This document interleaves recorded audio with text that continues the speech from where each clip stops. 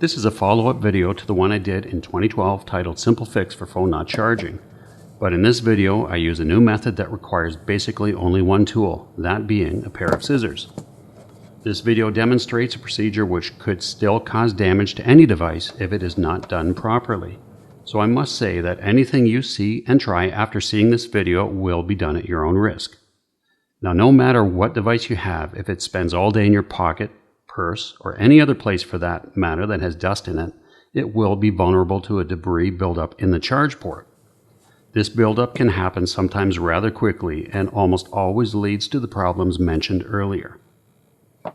What you'll need to fix this is just a pair of scissors and some thin, rigid plastic packaging like this from something you've bought in the past. The plastic can be thinner but must be no thicker than this wall on your charge port connector. Look closely.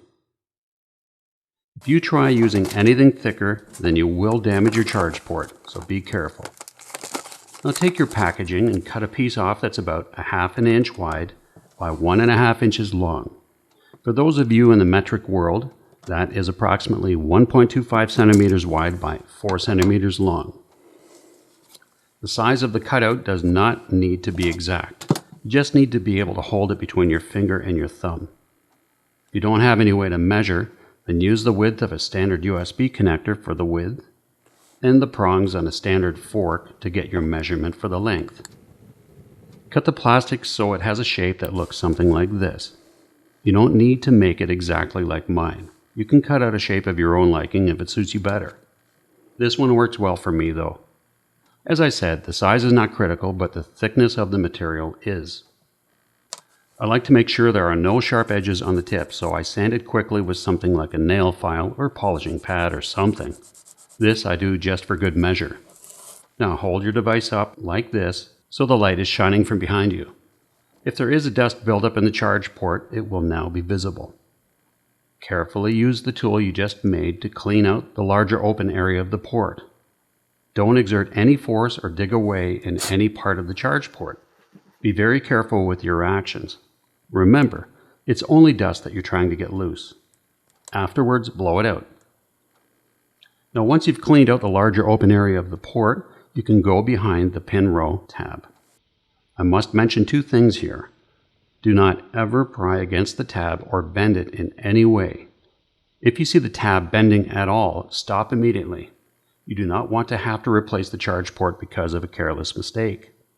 The second thing I want to mention is that even though you can't see the dust in the little area behind the tab, it still is there tucked into the slot at the bottom of that small gap. Any dust left in the gap will almost always stop charge plugs from going in all the way, so it must be removed.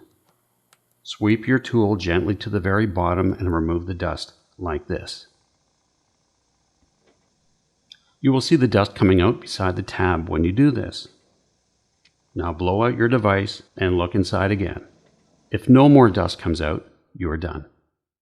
You can plug in your charge cord and everything will work fine once again. Now for a few tips. You might ask, will this work in my phone or device? The answer is yes. Any style charge port that is open to its dusty environment, for example, micro USB, mini USB, Apple, Bluetooth devices, or anything else will be vulnerable to a dust buildup. You can also make this tool any shape you want to fit future style charge ports. You might also ask, do I have to remove my battery for this? The answer is no.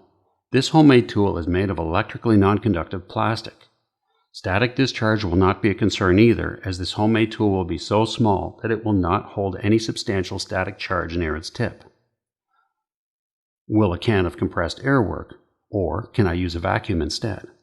The answer is yes and no. Both will work in the larger open area of the port, but both will usually not work in the thin gap I showed you in the video. For me, I've always had to sweep the debris out manually from that area. So that's all I have to show for this one. If you think this video could help someone, please share it. Until next time, please check out my other videos, and as always, thanks for watching.